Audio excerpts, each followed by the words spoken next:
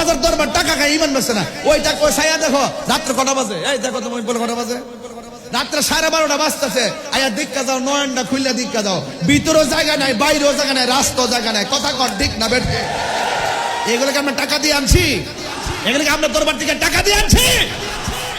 আমরা হুসাইনি প্রেমিক, আমরা জীবন দিতে জানি, ইমান দিতে জানি না। তোরা দালাল, এই দালালের জোরে আমরা চলি না। এই দালাল গুলো রমজান মাসে বাইরে হয়, বাইরেই কইবা তারাবি 8 রাকাত। তারাবি কি 8 রাকাত না 20 রাকাত? গত কয়েকদিন আগে দেখছেন না আর একটা শয়তান, নাম হলো আকরামুজ্জামান, হ্যাঁ কি কইছে, শবে বরাতের নামাজে মসজিদে বীর করার চাইতে বেশ্যাখানায় যাওয়া ভালো।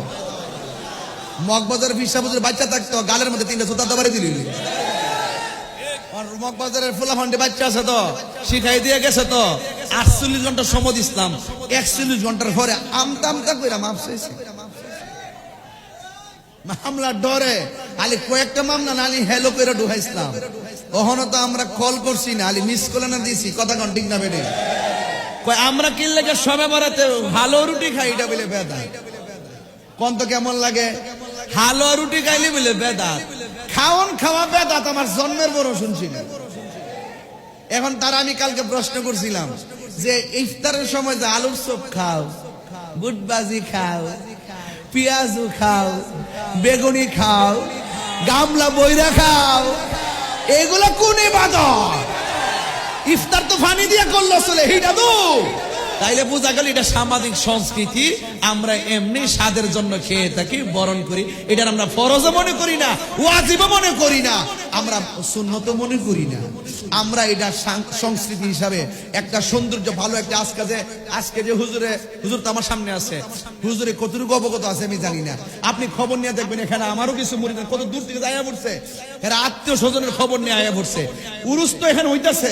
আপনি দেখেন এই এলাকার যত বাসা আছে, ম্যাক্সিমাম বাসায় মেহমান আইসা পড়ছে। প্রত্যেকটা ঘরের মধ্যে গরুর গোশত আর মুরগি রান্না করে খাওয়াইতেছে। কথা ঠিক না? আপনি খবর নিয়ে দেখেন, এখানেও খাইতেছে, ওখানেও খাইতেছে। এখন যদি মগবাজার দরবার মাহফিল উপলক্ষে গরু জব করা বেদাত, এটা হইল সম্পূর্ণ বিনোদন।